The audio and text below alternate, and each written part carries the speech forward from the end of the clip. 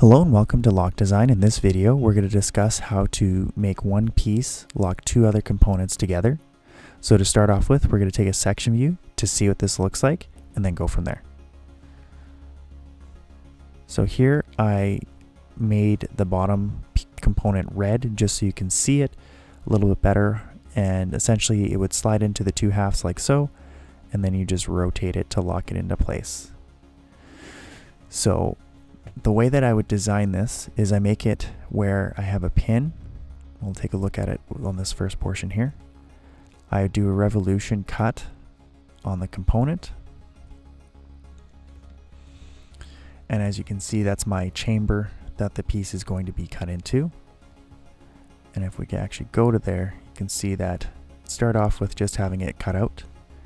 And then I essentially add this bar into the place so that I know that that's where I want my piece to be sitting. Now, in this instance, I did a revolution. So if you see here, I did a 30-degree revolution just to give myself something that will follow the curve. You don't necessarily have to do that. It's just a preference I did for this piece. And essentially that's going to be the component that is going to be holding it in place, and then I did some modifications for mirroring it up top. So then I know I have two locking pins that will function for what I need. Now let's take a look at the pin itself. As you can see on this piece here, I continued with that S curve and I stopped it at the halfway point.